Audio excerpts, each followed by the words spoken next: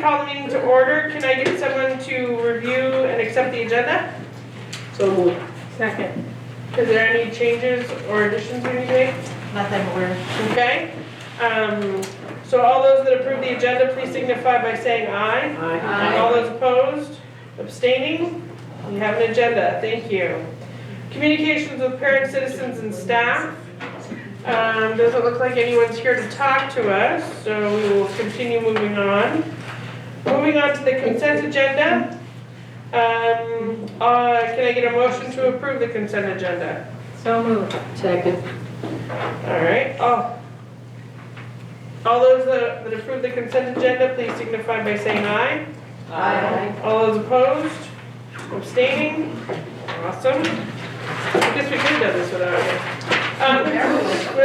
Superintendent report. I have nothing left to say. Okay.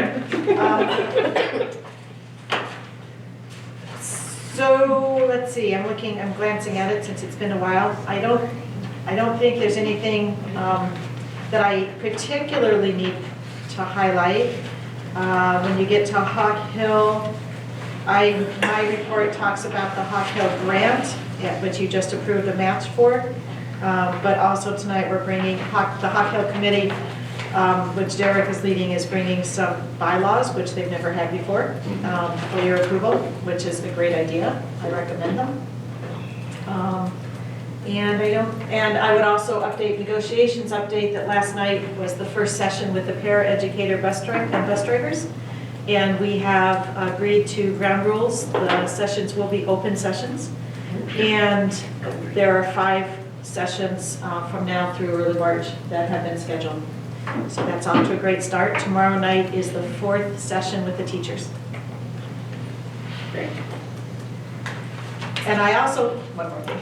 I also did put in here, I had told you when I did monitoring report 2.1 that I was out of compliance in 2 areas.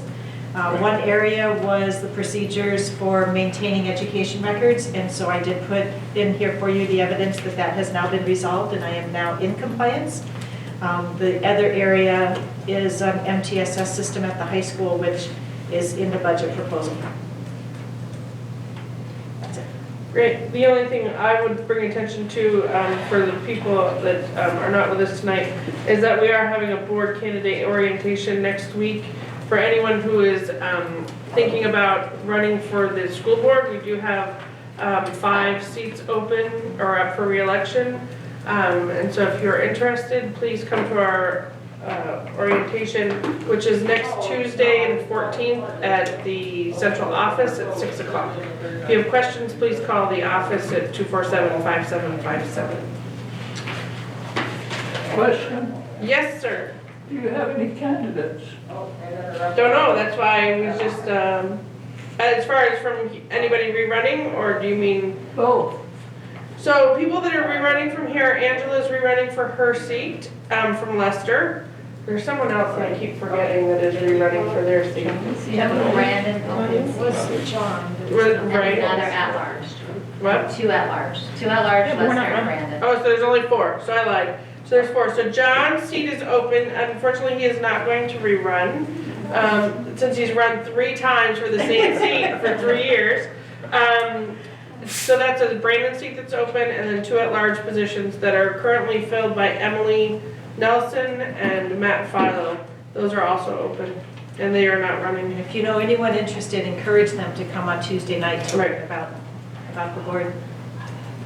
Yep. There's still How time many to get their people that are at petitions the in. party, do they know the rule that they have to find a replacement? John, Unaware, was unaware of that detail. Thank you, Bill. What are those signatures need to be done by? The end of January. I Last believe. Monday in January, I believe. Yeah. Well, you only need so many in Leicester. What do you need? Yeah, I only need 12. Yeah, 12. Okay, there you go. Won't take very long. Okay. I have another Bring question. it here Yeah. at 30. Yes, ma'am. The only thing that I saw, Oh, I can't. Yes, listed under superintendent. Oh, wait, guys, can you listen, please? Sorry. it might not be, in but I didn't see anything about the OV women's bathroom in the superintendent's report, but it's listed. Yes. Oh, yeah, I was there. It was in the write-up, Oh, I missed it. I'm sorry, Jane. very front page, right under the SRO, whom I met today. I'm sorry, I missed that. So a rumor had come to my attention about that the women's bathroom had incorrect drainage. That is incorrect. It's incorrect that they have incorrect. It's not true. Their drainage is fine. It was done correctly. It was installed correctly. While the facilities manager of the high school was not aware of an odor, he did add water to the floor drain, which had gone dry, and that might help. And he was going to pay closer attention to that to see if he could, could get a sense of the odor, of an odor.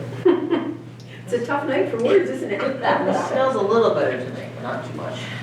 Okay, I'll tell him it still smells, but it's better. Yeah. I'll ask for some lavender when he fills the drain next time. Well, you need to just put one of those air things, that'd be fine. Okay. Any other questions for Jean on the superintendent's report? No? The other thing I will mention that since the legislative update is under this bullet, the legislators are coming next week to visit with us. Stephanie Jerome, who is one of our Brandon reps, Peter Conlon, who is a rep from Middlebury. Is that those the only two? I think so. Okay, so at this point, so have your questions ready for our Butch local may come. legislators. Butch may come. Which may come as well. So- When is that? Next week?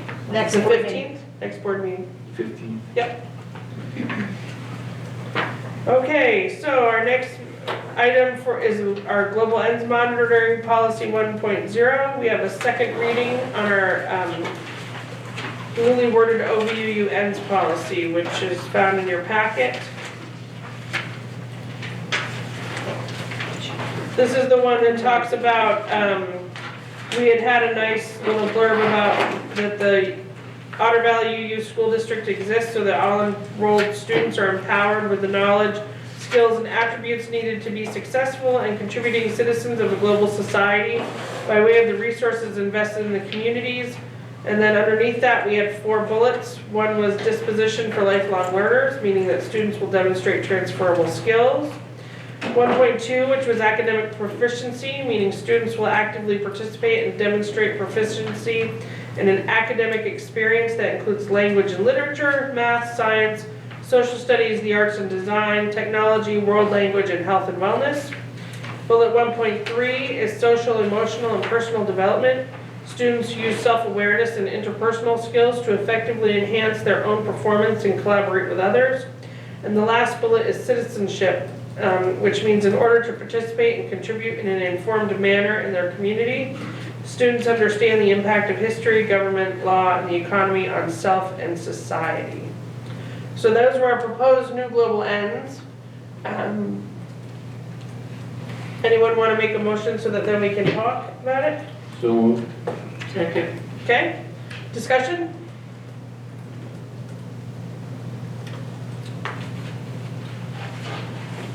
Yeah, How would one define the proficiency for each of those areas? okay. That's my problem. I think that's why I asked that question. It's the state board's problem right now. That's correct. I'm going to turn to the state board for help. It will be difficult, but we're working on a way of interpreting this so that I can report out on it. I don't have that answer for you right now. It's But tough. if you come up with it first, then please share it. Well, at this point too, it would be your interpretation of what that means, and then if we don't like her interpretation, we can always make it, we can change the wording to make it more narrow. I mean, the way it's worded right now is it says students will actively participate in, that's pretty easy to measure, and demonstrate proficiency. And if we are moving towards some proficiency-based scoring, then that will be then it will be defined as we define our proficiencies, and I'd be able to report out on it. At the moment, I cannot, but we're working towards that. And just one caution I would have, that we spend the time and commit the efforts to figure out how do we measure what's important to us, and not fall back to that place where we scale back what's important to us because it's easy to measure. So I think we just have to be, cautious about that, because there is a tendency at some point to just say, oh, okay, we can't measure this, so let's write it in a way that it can be measurable. And sometimes we lose the essence of what's really important. And I know it's trite to say this, but everything that's important is not easy to measure. And so we just have to keep up the effort to try and figure out how close to that target we can get. Other discussion? I like it. Yeah, very comprehensive. I think it covers, all the bases we talked about. Great.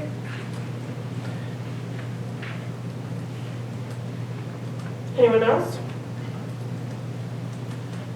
So are we ready to vote?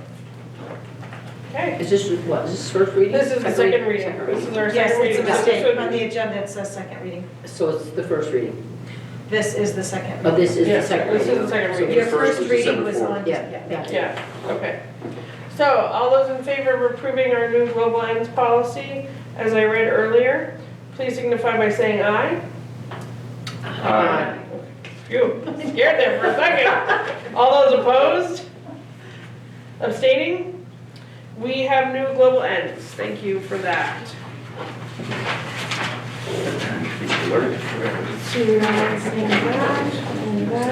Okay, governance process, community linkage. As always, just please remember if you see events happening, if you would wear your board badges that you have, those lanyards, so that people know that you're on the board, so that they can come and talk to you if they have a question, comment, concern.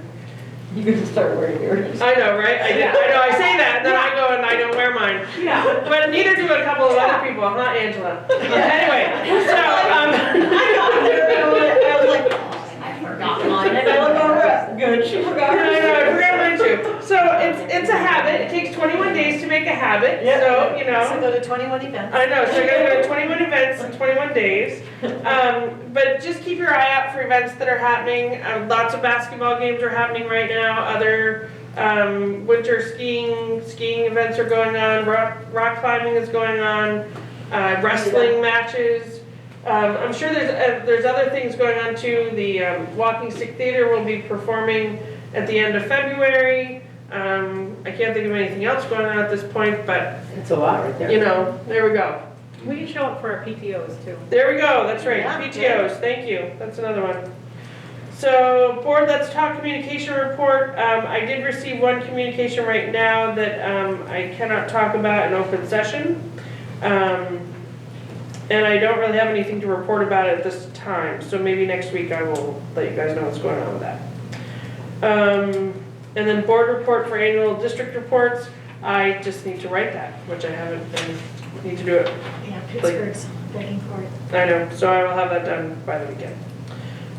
Fiscal year 21 budget, discussion and discussion. So Brenda is here to give us some updated information. We just run into it, so. Just, yep.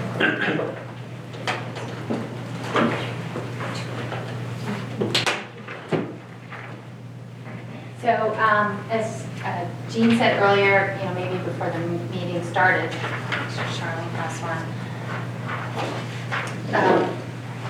There's no real changes to the budget, just to remind you, last December to me feels like it was about, 3 years ago. But it wasn't that long ago.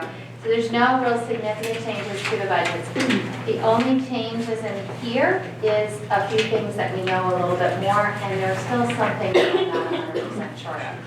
So the agency has released preliminary equalized pupil numbers that I have used to incorporate assessments from the central office. So I've been able to fine tune those numbers. And they have also released the vocational education numbers. And I'm still waiting on Hannaford to finalize their tuition because we send students to both Patricia Hannaford and Stafford. Stafford is finalized. So they're fairly accurate, fairly good numbers. And so I didn't give you a new updated presentation because I didn't think we needed to go through every line that was changed. So if you look at this, does everyone have a copy now? Mm-hmm. So it is the second draft, and it's really only changed for those two things. So the central office assessments were updated. Just a reminder, the assessments are special education, transportation, superintendent, business, curriculum, and technology. Those are the centralized services that are assessed. And vocational education, we pay for vocational education based on a 6-semester average of students who attend the program. And so that is also an assessment. The state sets a state rate, and each of the centers set their own local rate. And so we have 2.67 kids at the Hannaford Center, and 29 point something, that brings us to 31.57 total vocational education students. So that's been updated to reflect it. The change from this budget to last budget is actually a decrease of $53,745. You mean from the December version to today's version? Yes, yes. So that kind of gets us to the first line. So as you look at the first line, so the current year budget is the 19.9 million. This proposed budget is 20,377,000, which is up 441,000 or 2.2%. From the total budget, you take any local revenues that are not raised through a tax rate, and you can see it's pretty flat, changed by about $9,000. So overall, our net education spending, that's the first driver to our tax rate, is up 2.23%. Just to remind you, so that's really what we have control over, is to get to that number. Anything kind of below that, we don't have any control anymore. So the next thing is equalized pupils. Those are an average of 2 years. They're weighted for English as a secondary language, they're weighted for poverty, and they're weighted higher for 7 through 12 students and lower for pre-K students. Lower for pre-K students because they attend 10 hours a week instead of a full-time. Higher for 7 through 12 because we know it costs more money to educate 7 through 12 because you have more teachers who have to be licensed by subject matter. So the state has released version 3 of equalized pupils. I don't feel great about these numbers. They don't make sense that they are down 20 kids. I would expect them to have been more flat. With the conversion that the state has done, I don't have access to the details of that information, so I'm feeling frustrated that I can't kind of get in to figure out what it is. This number may change. I'm not sure that it would change drastically, but this number will likely change. This is the worst number on the page. Normally at this time, we have about 6 versions from the state Yeah. equalized pupils, and we actually have 2 or 3. Three. The state just, with the change in the data system, they just haven't been able to push it out, and so it is concerning because our 7 through 12 numbers are actually higher. Right, and our elementaries are flat. Yeah, so we're surprised by this. So when they weighted, it should be, I'm surprised by it. Does it make sense to me? Brenda, if you're surprised by it, I'm going to suggest that with the board's backing, Jean's backing, whoever's backing you need, you really push on this, because in the district I'm in right now, there was a question about the numbers. They were surprised by it. They pushed on it. They went to the agency, the Department of Ed, and the numbers were significantly wrong. They were, significant. Now, that was last year in the first conversion of the new data. That but was still, this summer. Yeah, but that was based on last year's conversion. Right, but still, But if you're still. questioning those numbers, I really would encourage you to go the whole 9 yards to make sure you're happy with whatever they end up giving you. We agree. You have met me before, right? I have. I just want to tell you that there are others who would lie. So yes, I have been gently and maybe not so gently pushing. But regularly and consistently pushing. But for now, that's the best I have to present, and I think it's important to get something in front of you. So you can see it. Oh, I'm sorry. No, that's all right. That number, has that significantly changed over the course of the 3 times that you've gotten this number? Or is it, has it? No, it has not. Okay. They haven't All right. really Has not. That's a great question. Okay. That's another reason. Last year at this And we time, can't get into the data behind it like we used to be able to get into. Okay. last year at this time, it changed significantly with each version. And at this time last year, I was telling Jean earlier, we were on version 6.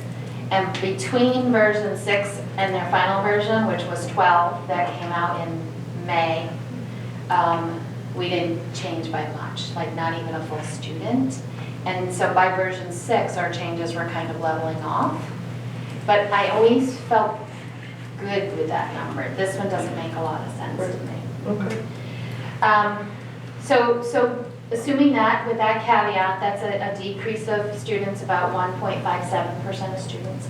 And so that makes the education spending per equalized pupil, which is the second component to driving our tax rate, up 3.86%.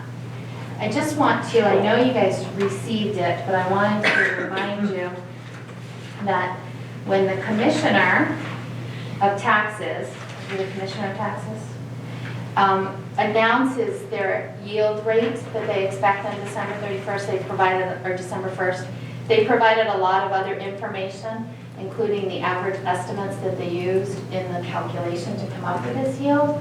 And their estimate was that they expected to see the average equalized per pupil spending grow by 5.53%. So even with the potential that the equalized pupils is correct with a decrease, our equalized pupil, spending per equalized pupil is going up significantly less than what the state had anticipated. So the next piece of information is just the yield. And so to remind you how this works, so they have announced in that same letter that the yield would be 10,883 the current year, the year we're in, it's 10,666. So what that means is for every equalized pupil, the first $10,883 is a $1 tax rate. And when you spend more than $10,883, your tax rate goes up proportionately. So as you can see from here, our proposed spending is $15,399. So our proposed tax rate, which is about 41% over that $10,883. So our proposed tax rate is $1.41. Maybe 42. I'm never sure how rounding is going to be. And again, in their estimates, they had said that they expected the estimated average state tax to be $1.567, so $1.57. So again, we are below the anticipated state average. And that's about a 2.5 cent increase. So you'll remember that this year that we're in, 2020, fiscal year 2020 was the last year of the Act 46 incentive. We're going into year 5 of Act 46. So there is no incentive, so you'll see that there's a 0 there. So our proposed tax rate with all of the information that I just shared with you would be an increase of 4.5, maybe 5 cents, depending on rounding.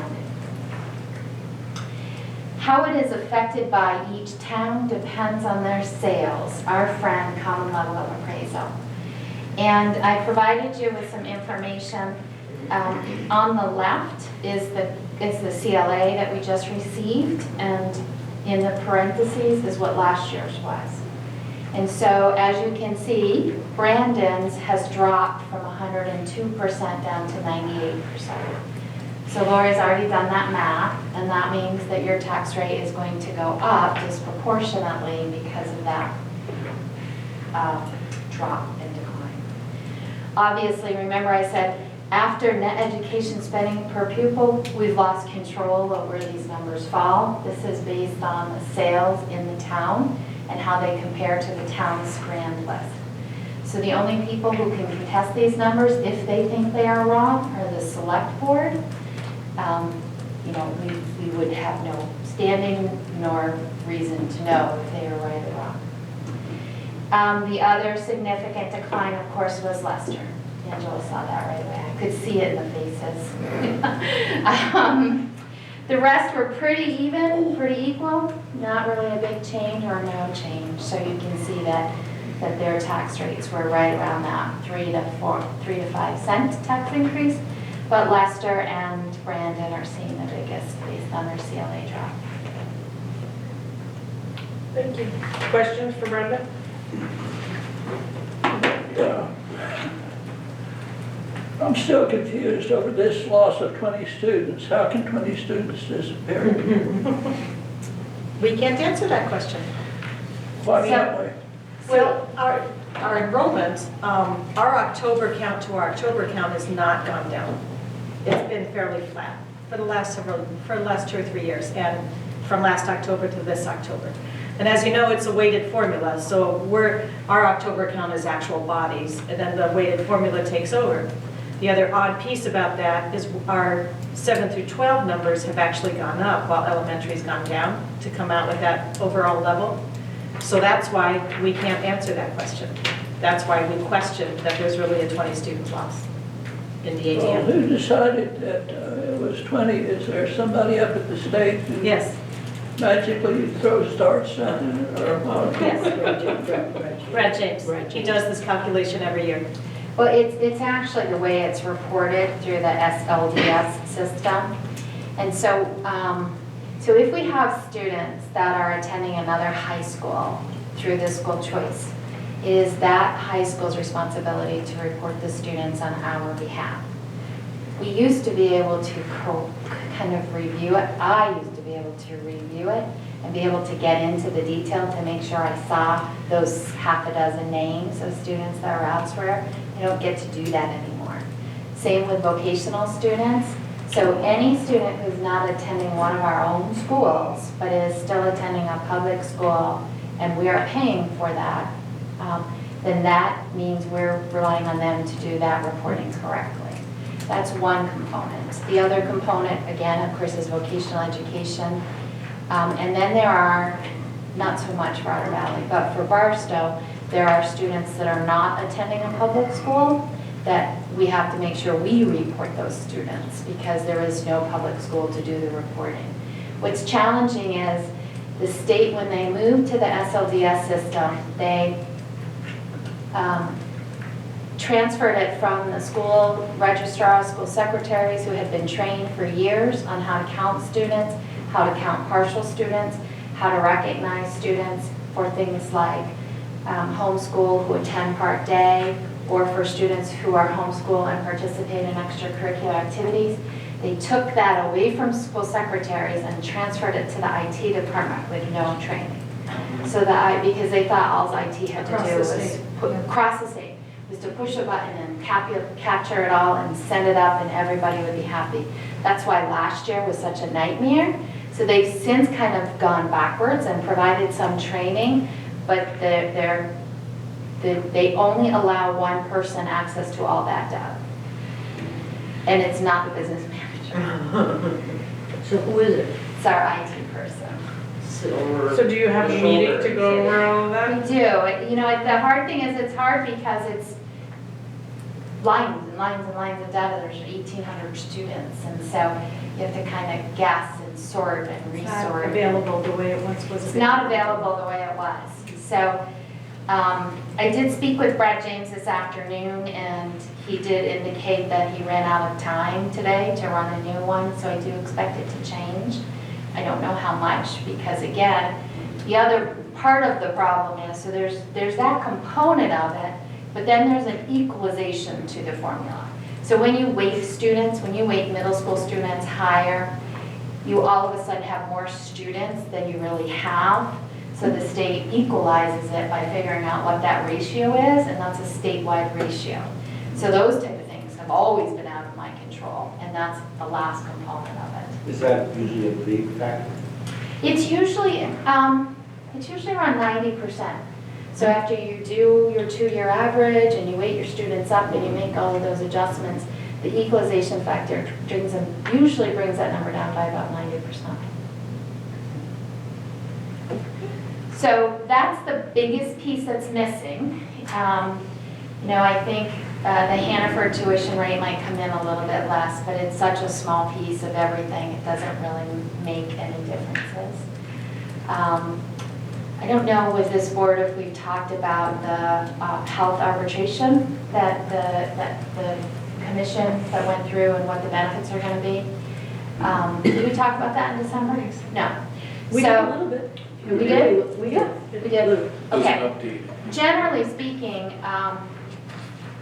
while it is a little bit more beneficial than we currently have, and there is a change from going from health savings accounts to health reimbursement accounts, I don't think we're going to see enough of a shift in the budget for the arbitration. I think we're well positioned and our budget numbers are well. And that's kudos to you, who have been ensuring your employees at all levels, both all levels of single through family, but also all levels of employees.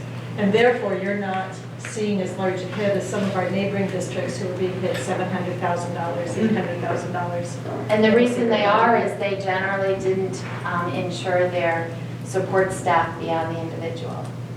And we have been for years. We have been insured them. So we're well positioned for that, so we've not made any adjustments in the budget for that. When equalized pupils change, it will ripple and change assessments a little bit. But other than that, I think this is... Is healthcare a cost shift of any sort? It is. In that the premium is, again, also an unknown because the DFR who approves the rate filing is wanting to take more time to understand the arbitration before they approve EHI's announced rate. EHI's announced rate that is incorporated into here is a 12.9% increase. Because we pay 80% of that for our licensed staff and 87% of that for support staff. 83, thank you, 83. We're picking up a big piece of that, 12.9% increase. Okay. Thank you. Other questions for Brenda? I have something. It's not on this information or this page, Brenda, but you and I had dialogue before about it. When we had the last presentation for the overall budget, there was a really good summary slide in there, and I thought that I'm very happy with the budget. Thank you for all the work in putting it together. So I'm not questioning any of the numbers or the outcomes, but there was a nice summary slide there, and there was one line on that summary slide that held 75% of our increase in the budget, but there was really nothing behind that, no explanation or understanding of what was driving that to be what it was. Was that the assessments? Yes, it was. Yeah. And again, and the reason I bring it up is because people have asked me, how's it going with your budget, and what's the big drivers in your budget, and your number is a good number, but what's driving you to that number? And just not being able to speak to that puts you at a little bit of a disadvantage. I know. Well, here, I got it here. I have it right here. There was a day when I used to be able to. Yeah, you can. If there were maybe a slide that kind of, just like a summary slide of that line item maybe, so you could have some talking points to what's driving that to be $390,000 of the $490,000. Right. You know what I mean? Yeah. I actually thought I had something.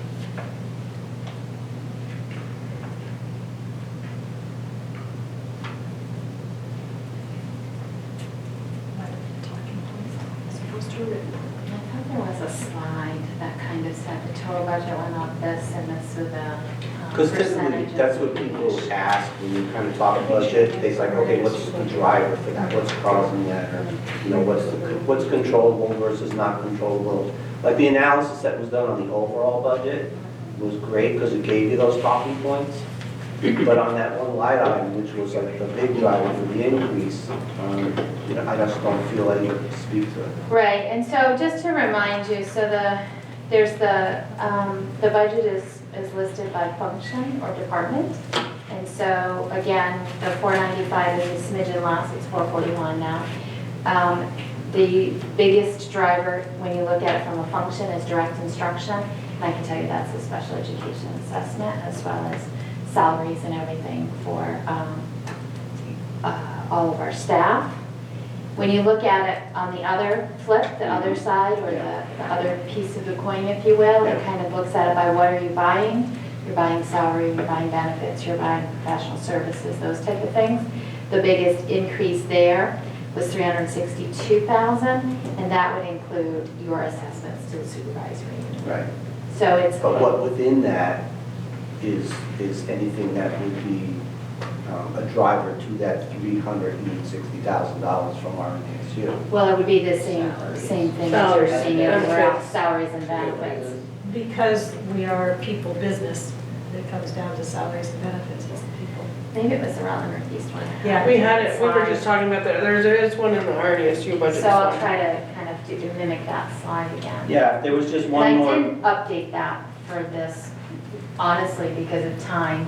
And like I said, it wasn't really a conversation about this, but as we go forward and we're going to have To understand. presentations and we're going to try and get people to understand where we are and what's driving it, just a little bit more on that one, I think would help the conversation.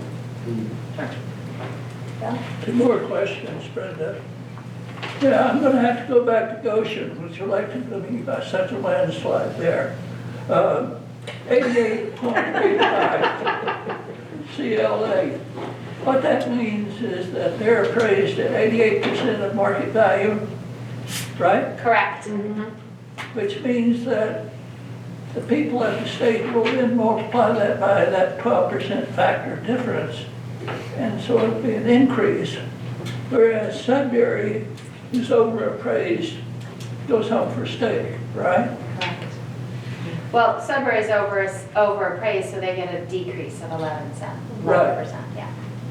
Well, you can also see it in the money, because the unified tax rate is 141. And And it's $1.20. Goshen's gonna go to 159, and Sudbury's gonna Yes. drop to 126. Right, so there's two ways to get the right amount of money, to change the values, which they can't do, or to change the tax rate. So that's what they do, is they change the tax rate.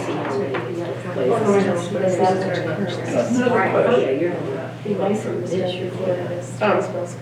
The citizens are going to want to know the difference between the $10,883 and the 17 or 18,000 that you read in the press about spending Vermont. The short answer, Yeah, my favorite question is, how much money do we spend per pupil?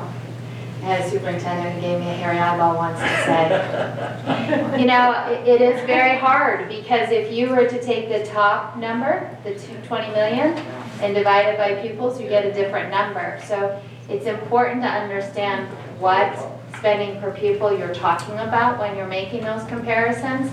And I think the best thing that's kind of an apples to apples, and the state does by town meeting time usually provide us with some of this information, is the December 2nd letter that talks about what they assumed for the average spending and what they assumed for the average equalized spending per pupil. And they are assuming in all of their calculations as a state that the average will be 17,000. Our number is significantly less, it's 15,400.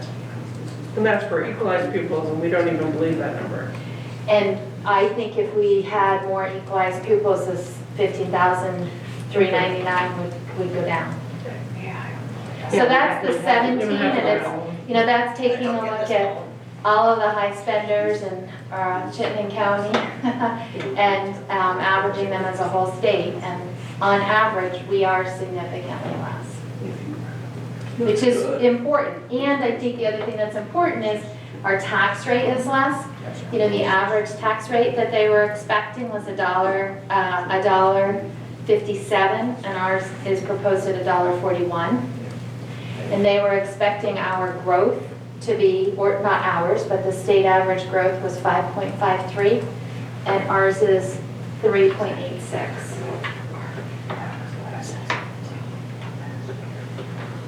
Does that answer your question? looks good. I expected you to ask me about COD, and I don't have that information. Other questions? Just a comment. Yeah. Along the lines of Barry's concern about clarity on some of the numbers. I was able to get some feedback from a select board member in Brandon, because you did a presentation there, or you went to the meeting and they asked questions, and it was very well received. and they were very pleased to be able to have that discussion and have some back and forth, question and answer. So I would encourage folks to continue that practice of going to school board meetings as some kind of representative to help answer questions or get answers to their questions if we don't have them. It's a great thing because it's one more opportunity for public input and Yeah, it people was understand. really well Right received. now, they're all in the same mindset. I mean, we're in the mindset of budget building, the towns are in the mindset Yeah. of budget building, so they're Yeah, kind so of in it's- similar kindred spirit, so to speak. I think it's specifically important for both Brandon and Leicester. So when the towns are building their budgets, they don't care about common level of appraisal because they don't have a statewide funding formula that considers the fairness and equity throughout the state. So they know what their grand list is, and they know what their budget proposal is going to increase, and those are the two things, or the two factors that determine their local tax rate. So when you look at Brandon, for example, which is our biggest town, our proposed budget is going up, say, 5 cents for rounding sake. But Brandon will see 10 cents. And that's because of the change in the sales of their properties. So that has nothing to do with state spending. That has nothing to do with our spending. That has nothing to do with the town. It's completely out of control. But it is a 5-cent tax increase that is going to be felt by Brandon taxpayers. Just to remind everyone, these numbers here are before any income sensitivity. So all of the income sensitivity provisions apply after this. And as we know, the majority of our taxpayers are often eligible based on income sensitivity, but that's not something we can project. So for the towns like Brandon and Leicester that are seeing the biggest change in their common level of appraisal, it is far more meaningful in a school tax rate than it is in a town tax rate. So making sure that they understand that as well as we understand it is in everyone's best interest. And that's a tough ask, Mm. to get, to hope that you can have people understand that. I really, you kind of had a little thought go off in my mind as you were speaking earlier, Brenda, because as you were going down through your chart for today, you got to net education spending and then pretty much said that's our controllable. Anything below this line is out of our control. And that's kind of like a thought I would like to somehow, for us to be able to convey, at least that what we're really asked to do for, as good citizens or as good representatives of the people that put us here, happens above that line. And if we felt we did a really good job with that, we should walk away with people understanding that we did a really good job with that. And the consequences of things outside of our control are going to happen regardless. I mean, just conveying that alone without the detail of what happens with Leicester and Sudbury and all that would be a help. Barry, do you remember when our reappraisal was completed? I don't think it will be complete. No, I know it won't be for this, but I'm just thinking as a talking point to remind people How in long ago Brandon was- that we've been in this reappraisal cycle. Yeah. It's a been long time, our time. cost was reappraised quite a while ago. Yeah. And so that in future votes, this might not, there's some people think about, okay, it's an increase, how much more are we going to see in the future? And maybe they know there hopefully is an end in sight. So for example, That's Sudbury kind of and Whiting increase. had a bigger hit a few years back and now they're sitting pretty. Yeah. But generally, you're looking for a 20-point difference that triggers a reappraisal, and we're not there. Brandon went from 102 down to 98. They're not at 80. And for those of you who were on the board with me in the 2008s when the housing market had a boom, we were all heading south quickly. Nobody could be caught up with that. And so these are not bad CLAs. They're not bad CLAs. It's just when they go down, they have a negative effect on the tax rate when you compare it from this year to last year. So even when you think about the average that the commissioner's letter said, that $1.57, only Goshen is above that. Sorry, Bill. But you're also at 88% in your CLA. So even when you look at the averages, we are still below the state average. Yes. Brenda, do you know if most of our towns are receiving towns or sending towns or? We don't, is there a way for us to figure that out? Or no? Sudbury sends money to the education fund. They're the only town that does. So Sudbury, Mendon does too, but Sudbury's the only one? Sudbury's the only one. Okay. It's not a lot. I can't remember how much. No, it's okay. Brenda, this is one of those obvious realizations that maybe I should have realized a long time ago. But we combined the budgets into one big master budget, $20 million. but we did not combine the grand list into one great grand list, which would also be equalizing because it spread the wealth around. And I'm just wondering why that happened. Well, I'm not sure we had that option. I think that's property valuation and review, and I don't think we have that ability to do that. That was something that people talked about, trying to find a unified CLA rate, but I don't know where that's ever landed. It's never really come through to any sort of bill or action item that I'm aware of. Maybe next week.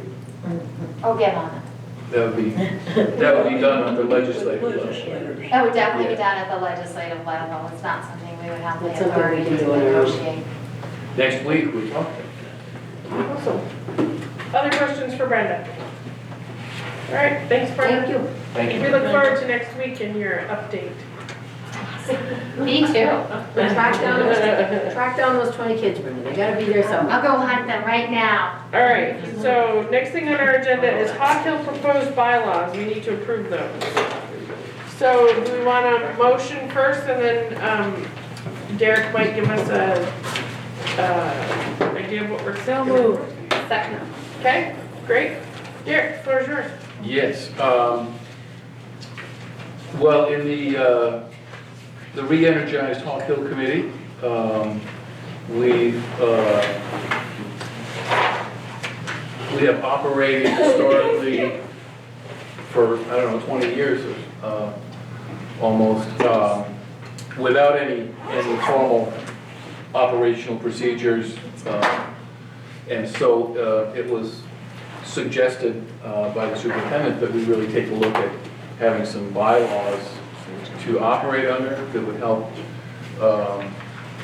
formalize some of the activities and kind of institutionalize it for some consistency in maintaining future energy and future activity. So we looked at trying to articulate our mission and vision statement, so to speak, and we dug into our documentation of the conservation management plan that we operate under and some of the guidance that provides. And we came up with, we researched some other groups that did similar work and kind of took some boilerplate language around bylaws.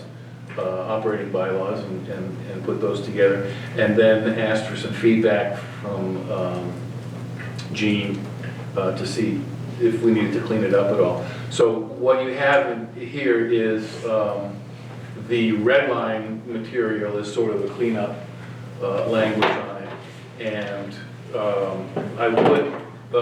we met on Monday, 2 days ago. We had a committee meeting. And we quickly reviewed this, and there wasn't any concerns at all, except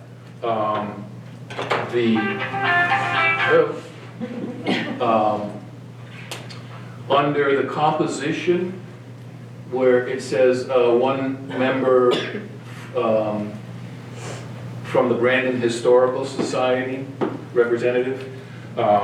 That was in the original language of the Conservation Management Plan. The Brandon Historical Society does not exist anymore. So the representative, what happened to the Brandon Historical Society is that it sort of um, evolved into the Stephen Douglas House, and they kind of take care of the historical stuff. It's a similar, but not the same, historical group of volunteers. And Bill Powers, who sits on our committee as the former Brandon Historical Society rep, feels that he's the rep from the Stephen Douglas House, which we could articulate, but in our discussions, we said maybe we should maintain the notion of having just a historian, because within our group, we've got the Pittsford Historical Society, we've got the Stephen Douglas House, we may have, other opportunities to draw expertise from that field. But because our charge is primarily, number one charge is to be a steward of the historical, archaeological values that land contains, it is important to have some kind of historical representative. Are you suggesting changing the language? And if so, does that mean that you will update the conservation management plan? I mean, I had put that in there so that we're in alignment. And the conservation plan currently says Brandon Historical Society. Correct. There are some things in the conservation management plan that contradict in places, even within the document, there's some contradictions, so it does need to be cleaned up. So in the meantime, is your committee comfortable leaving the wording as is, just knowing that you're filling it with a historian that currently is from Stephen Douglas House? Or are you? It's fine with us. I mean, I don't care. I think. Or even put in parentheses after it, historian? Yes, if we could just include, yeah, because that's what we had proposed, rather than identify a particular historical agency. We just said a historian. Yeah. I would just suggest that you keep it the way it is in the conservation plan until you change the conservation plan. Okay. And then you make that change. Okay. So then when you're, then you can be the same, because otherwise, even though the Brandon Historical Society does not exist right now, you do have someone who's kind of taken that over, the Stephen Douglas House. Yes. So at this point, you're covered, but until you change your conservation plan, I would not change this document for that. Okay. Yeah, your conservation plan You really is your guideline. It is. Right. You can't go against it unless you change. But we're out of compliance with that. Yeah, you can fix So we it do need to to update. come into compliance, but you can't go out of compliance also at the Right. same time. Gotcha. Right, I wouldn't knowingly go out of compliance if you don't have to. But Gotcha. then the bylaws, which I think is fine, added additional 2 community reps and 1 additional Otter Valley rep. And so. Yes. Conservation. That makes sense to us. So it's listed as in addition. And I think your bylaws can go beyond it. Oh. I don't think you Yeah. could do less than what your Right. conservation plan has, but your Yeah, bylaws can go the beyond. conservation plan did include reference to making additions or Yeah. changes to it in updates. We just haven't had a formalized discussion around updates of the plan. Right. Okay. So that's something that we do need to take care of. And one other, just an editorial, where it says the minimum, the final piece on quorums, just a language, we strike minimum, the word minimum, Oh, yeah, be a majority of. so it makes the majority. I would make one other suggestion Sure. for him. In your vision statement, you say Brandon, Pittsford, Otter Creek Academy Schools. I think you either need to name the towns or you need to name all the schools. So it's Neshua, Lothrop, Otter Creek Academy Schools, or it's Brandon, Pittsford, Lothrop, blah, blah, blah, blah. So, Right. including Sudbury. So Yeah, you're mixing towns and school. right, yeah, so Oh, I you can, so either all the towns or all the schools. Just for consistency's sake. Sure. What's your pleasure? And I don't, It Otter doesn't- Creek, I would recommend schools from the towns of, because schools can change. okay, so And then, towns exist, so Schools from the towns of, and then it's all towns. schools from the towns of. Fine. Okay, I don't think the committee has no, right, I don't think they're gonna jump or, you know. No. Derek, are you making these changes or should I clean it up? Would you? Yeah. please, thank you. But having done this exercise, it does help guide us in our work, so. And it makes clear the relationship with the board, and as we get into things like the grant application, which we'll talk about in a minute, it's helpful to have this kind of foundation. Absolutely. It is. Any other suggestions or comments for Derek regarding the proposed bylaws? We have to have a second reading of this, I'm assuming. I think you should. 'Cause- Okay. Yeah. So this would be the first reading, so we Okay. we'll clean up the language as has been suggested by board members, and then we'll look at it again in February, at our February meeting. Great, thank you. Is that okay with everyone at this point? Sure. Okay, so all those in favor of the proposed bylaws as changed, please signify by saying aye. Aye. All those opposed? Abstaining? Okay, we have proposed bylaws, number 1, we'll look at it again in a month. Hawk Hill Grant. I was wrong, you didn't pass that yet. Still asking you to. What? It wasn't on consent agenda. Oh, right, the Hawk Hill Grant. Right, so if you go to my superintendent's report, Derek can speak to it as well, but the superintendent's report speaks to what we're asking for the Hawk Hill grant. Okay, so we need a motion to discuss first. Anyone want a second? Okay. So the motion is to approve matching funds for the grant that Hawk Hill was able to get from the Forestry Service? They're applying. Or that they're applying for? We haven't got it We're, yet. we're Okay. applying Recreation Trails Program Grant from the Vermont Department of Forest Parks and Recreation. Required some matching money, financial support from the school district. And the way we worked with Brenda on this, she's not here anymore. We worked with Brenda on this, and the total grant was for $24,000, which required it's an 80-20 split, so it was 20% match of $5,860,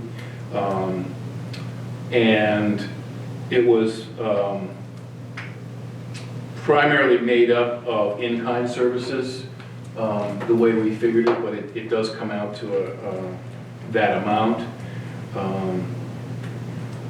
And it was things like Brenda's, projecting Brenda's time to help manage the grant if it was to be approved. There's some, there would need to be billings sent out for purchasing things, materials to build the kiosks and things like that. So primarily the figures would be grant management costs that the district would support us in, rather than a cash outlay per se. So.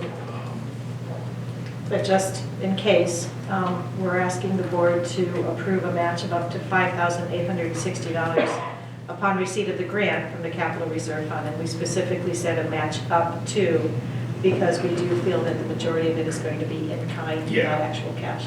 Did you say in-kind services and or cash? That's not the way I work. I said the match could, it's interesting, you could reword it. The match may be in cash or in kind, maybe in cash, reserve funds, or in-kind services. So you could word your motion as such and say Okay. cash or in-kind services up to $5,860 upon receipt of the grant from the Capital Is that a Reserve Fund. realistic ceiling? Yes, For this grant, yes. yes. Okay. Can we take that as a friendly amendment, what you just said? Well, no one moved yet, so. Yes, we did. Oh, we did. At the beginning. I did. Angela, do you, Barb, seconded, sure, I'm all right. if you're okay with that? Sounds You smooth, sound right? good? Okay, Sounds fine to me. awesome. Other discussion regarding this potential grant, which I hope we get? Just some comments. The Moose Lamoo program students were involved in the development of this grant as well, as part of their educational program.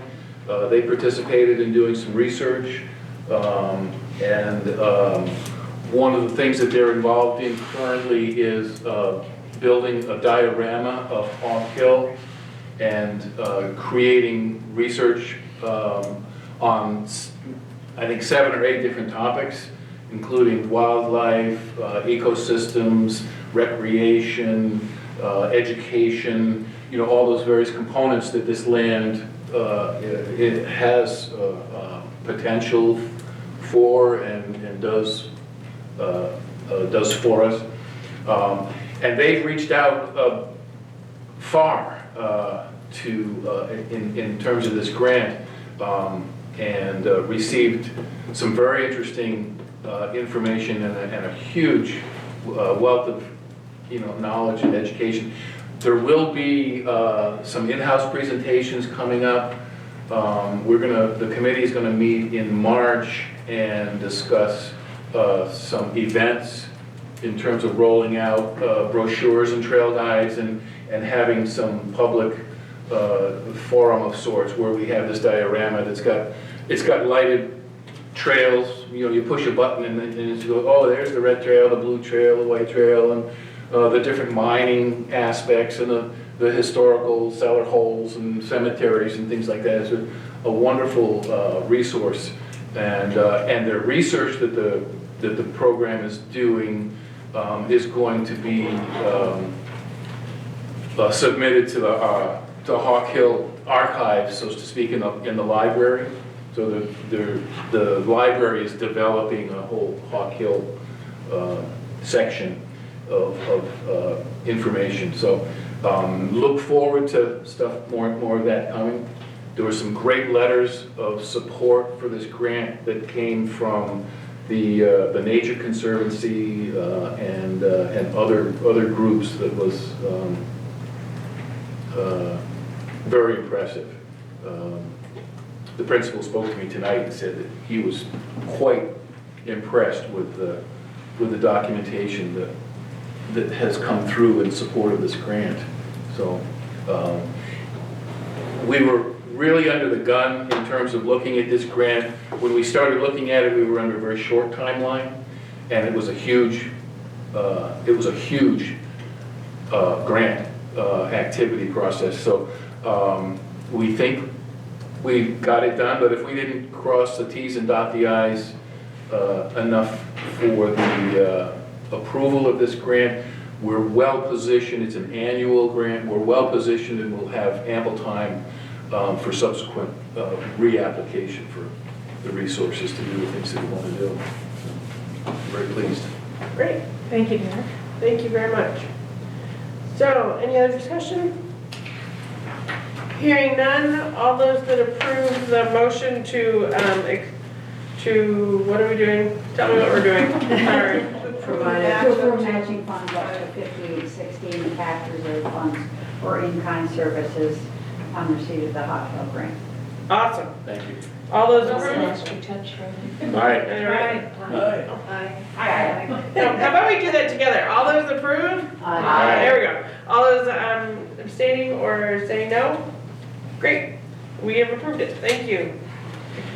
Okay, so this is our nemesis, or has been the last couple of meetings. Policy CE, OBUU school class size and school viability guidelines. It is our second reading, policy to be adopted. We have tabled it from the 11:20 and 12:4 meetings that we've had due to some concerns over some wording. So, what's your pleasure? This is the policy that talks about when we would, what our minimum class sizes are, what our class size guideline is, minimum, maximum students depending on grade. It also talks about when we might have a discussion about potential closure for school when schools become too small or, maybe too big, and we have to have a discussion about what we're gonna do about that. So, what's your pleasure? Anybody want to make a motion and then maybe we can discuss again? So moved. Second. Awesome. Discussion. We need a preposition in the first paragraph. Preposition. Limited to, Okay. Authority to close a school is limited to the OVU school board or by the OVU school board? it's limited to. Okay.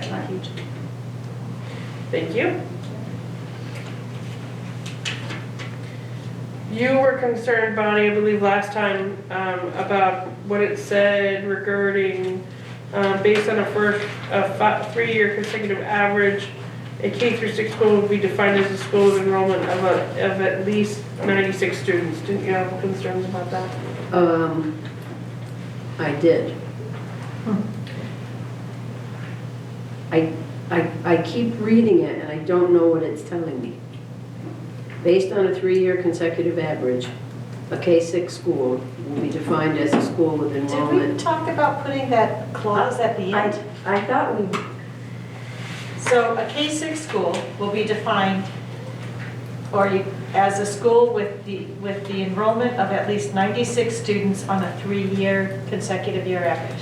I guess the question I was asking, and I'm just, and I don't want to take up a lot of time and wordsmith this to death, but I was saying to myself, if we have a school that for some reason drops down to 42, are we, and then the next year goes to 38, are we going to continue to maintain it for another year because this locks Based on us this, into yes. 3 years? Okay.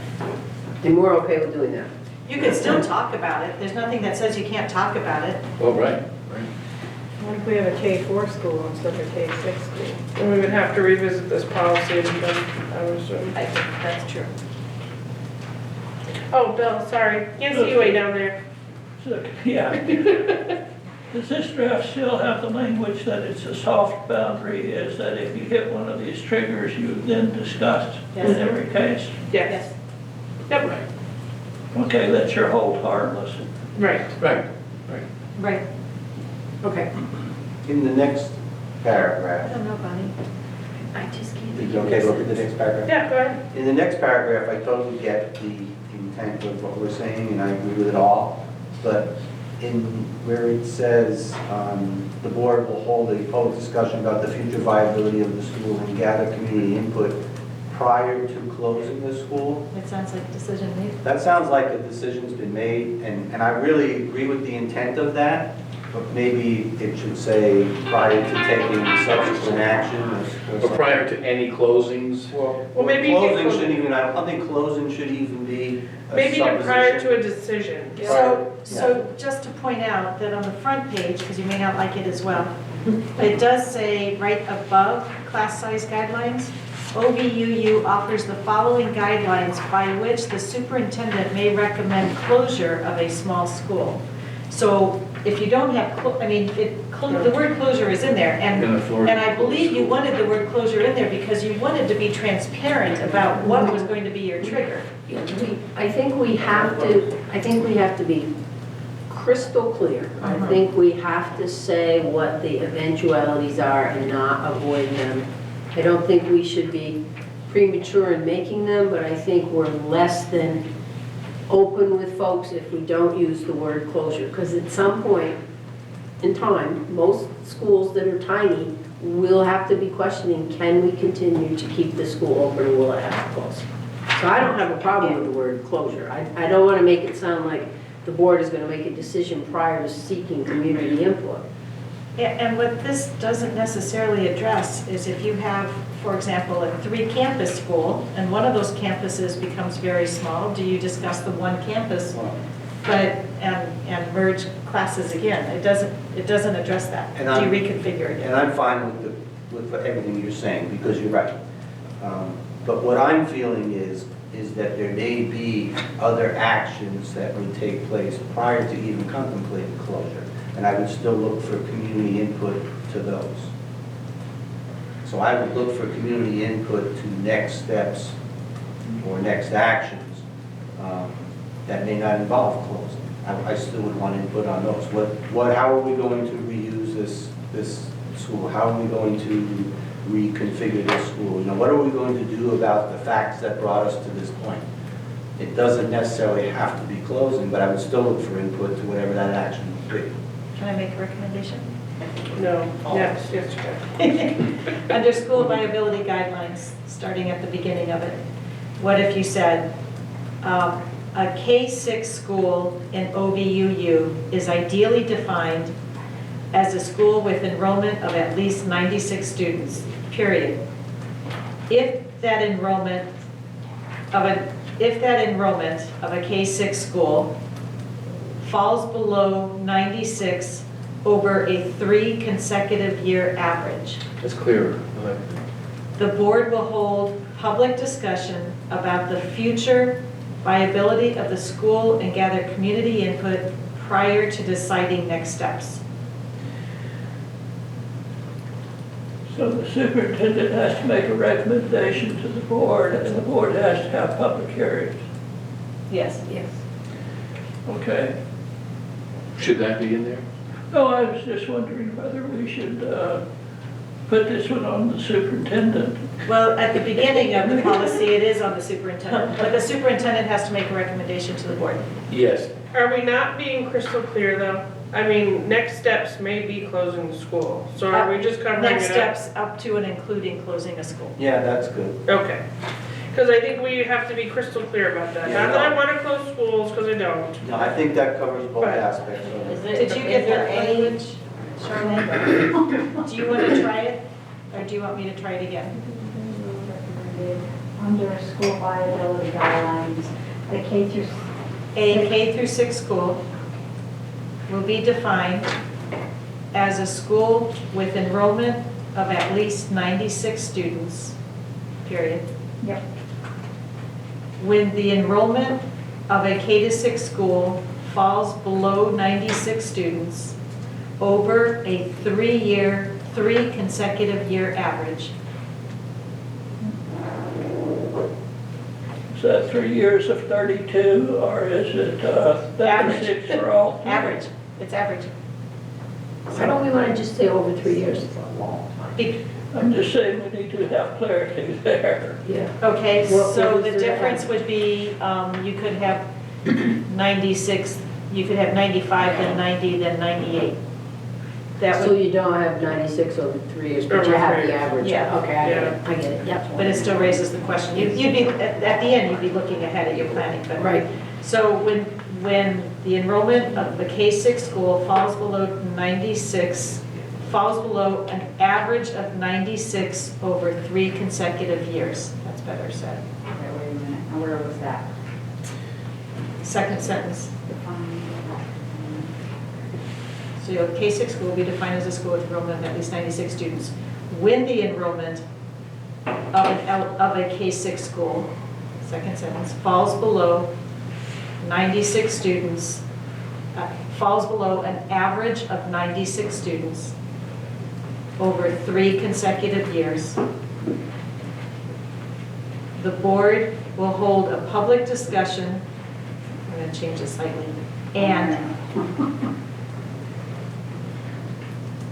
and gather community input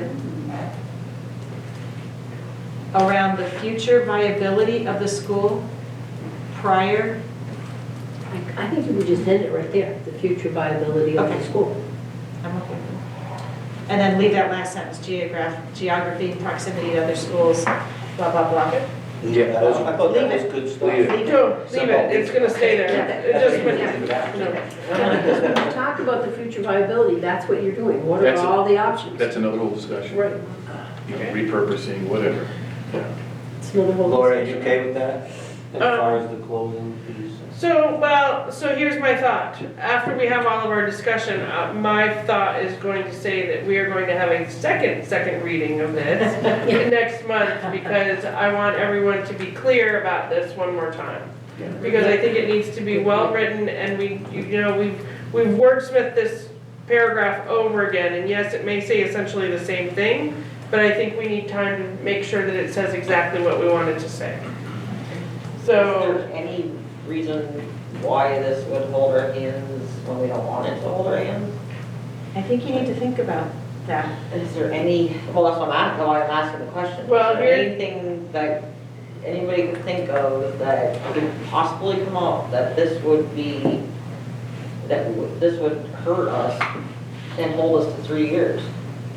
It will definitely hold us the 3 years. That's why that's the way it's written, it will hold us I to know, 3 that's years. what I'm afraid of. Well, That's what I'm asking right, the so, question. and we said this. I would not can't be- think of a reason, but I want to make sure that all of us think of it. Well, I will tell you that I did say that this would not be retroactive when Russell Jones asked us about it, when we first talked about this, but the Otter Valley Academy is currently below that 96 students, and it has been for 2 or 3 years now. 2 years.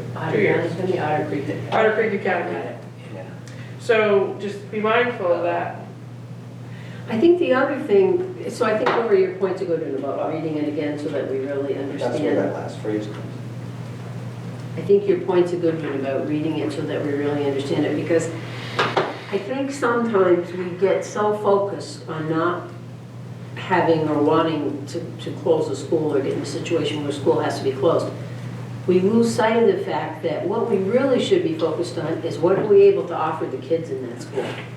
Yeah, well, we do say that that's for consideration, geography, proximity, educational programming are elements of Yeah, consideration. and I do know that the language is in there. I'm just saying when we talk, sometimes we talk almost totally about closing the school, not closing the school, instead of saying, well, what does it mean to keep the school open for X number of kids that are there? Or what does it mean if we close that school for the X number of kids that are there? We sort of talk about buildings versus the youngsters inside those buildings.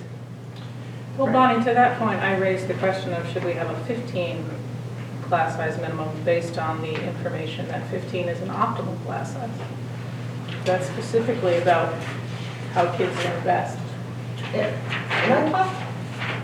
I thought the last time that we talked about this, we were gonna get away from numbers, we were gonna do a percentage or something, because if Neshby goes to 96, I don't wanna wait until Neshby goes to 96. If Neshby goes to 96, I'm gonna be dead. I know, I'm just saying, That's my crystal ball. I'm just saying that, if Neshby goes to 300, we could possibly be having a look. Well, and you have to realize So, that even though Otter Do we Creek, want this across the board to say 96, an actual number, or should we say a percentage of something? The percentage of the max acceptable students in a school, if it drops below a certain percentage, then we find a viability. well, and you also have to realize that even though Neshby is our largest elementary school, it is still technically a small school. Yeah, it is. And I think the other thing that I sort of, And it's not, and it's, sorry, it's Pittsburgh too. It's not Yeah, just- and Pittsburgh. the other thing that I sort of think about, and I think sometimes we have to reconnect with it, is that, and Angela, I have the same concern you have a little bit about a number, but there's some pretty dire population projections out there. Rutland County is projected to lose 30% of its population over the next, I think it's 10 years. 10 years. I think it's a decade.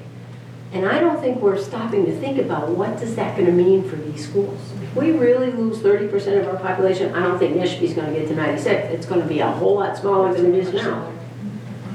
I don't think we think about that. So I am a little worried. I guess I'm supporting Angela's point about, I think we need this policy, but we have to be very clear that it doesn't tie our hands in ways that we're looking back in 2 years wishing we hadn't tied our hands. Well, and I think that's why we haven't approved this policy. We normally keep don't have a grappling with problem, it, right? right. We keep grappling with it because we have not been able to make it exactly the way we're comfortable with it. It's not something that we can just be like, yep, okay, here it is. So, and we're comfortable. But the last sentence, regardless of what numbers appear above it, really give you the ability to apply reason to the situation. Right. And the reason we picked 96 was because it's the minimum of every class Right. in our class size guideline above on the first page. So I'm sort of trying to figure out, Barry, if that last sentence you're pointing out really doesn't encompass most of what we need to say. Well, I'm just saying, it gives you the latitude to kind of apply reason to whatever predicament you find yourself in, that you don't have another solution for. Right? You can say, okay, that may not be a pleasant situation we're in, however, due to these other considerations, it is our best position right Title 16. now. Right? I think that gives us, that leaves open to some future board the flexibility that Angela was raising a bit of a concern about. So, And I do think with this policy, it's perfectly fine to struggle with it for a while, because I it's a do too. very important policy. I think so. So I'll bring back another version and you can keep grappling with, and somebody said it earlier, and I think it's a very good question. You know, if you grapple with it for 3 more years, in the meantime, you're going to be dealing with OCA, which can get very, very small. I think the other thing we have to grapple with, it's always on our doorstep, is I think we have a little sense, but I don't think we have any clear idea of what the state's differing approach to special ed is going to do to budgets. That's correct, too. When they That's move true. to these block grants, so it's not only do we want to keep these buildings open, but we have to talk about the quality of what we can offer inside these buildings. We don't want to keep schools open that are offering nothing but the bare minimum. Everything else is gone. That seems like not a place where we want to be. Right, that's correct. So is everybody okay with the changes in the dialogue that we made, and that we will table this one more time so that we can update the policy for that wording and then look at it again in February? Everybody okay? All right, so we will not, so do we have to rescind the vote or the motion that's on? Motion to table? Or, yeah, we just table, okay, there we go, thanks. All right, so again, we're going to talk about the board member recruitment.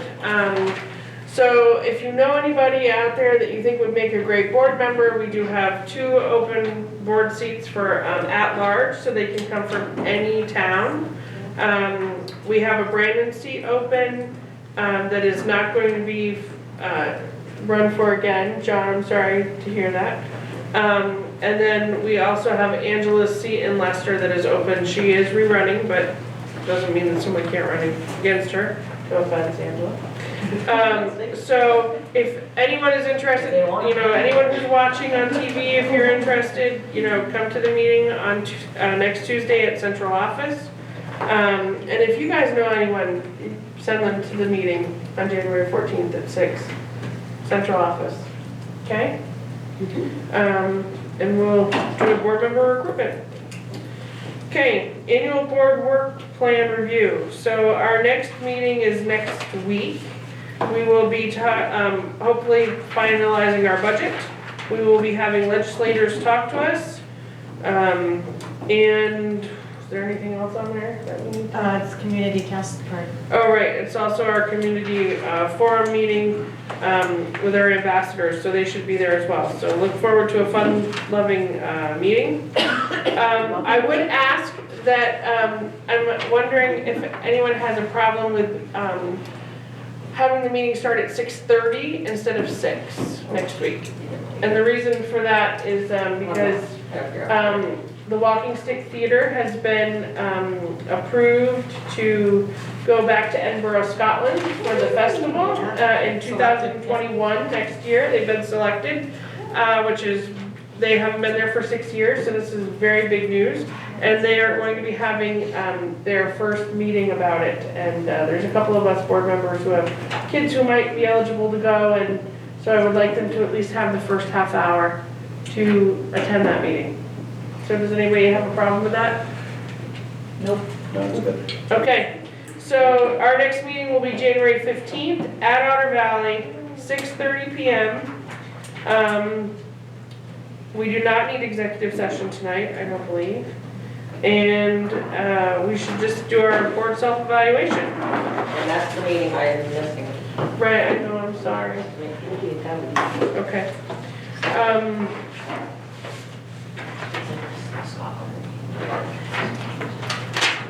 So the board meeting self-evaluation. We provided strategic leadership tonight by focusing on ends. Fist of 5? Oh, we're missing. Yeah. It's like, what is missing Okay. by me? evaluation. All right, we obtain and or consider ownership input. I think we grappled a lot with that policy that we still can't prove. So, but fist of 5, what do you guys think? We advocated for it. Yeah. Okay, I didn't see everybody down there. 4, 5, 4, 4.5, okay. We encourage diversity of viewpoints. I think we do pretty well with that. Okay, we were proactive and future focused. I'm not even gonna look at you guys. We limited our decisions. 3. Oh, really? Oh, So did, all right, fine. You better look at us. All right. Well, I thought we did, you know. Diversity of opinions. I know, right? So anyway, okay, that's fine. We limited our decisions to items that related to the board's governance job. Yeah, I think we did well there. All right. And decisions were made collectively. I think we do that very well. All right, so I'm going to say that we are adjourning this meeting unless somebody has something else to say at 7:57. Thank you. Thank you. Thank you, everyone. So, you want-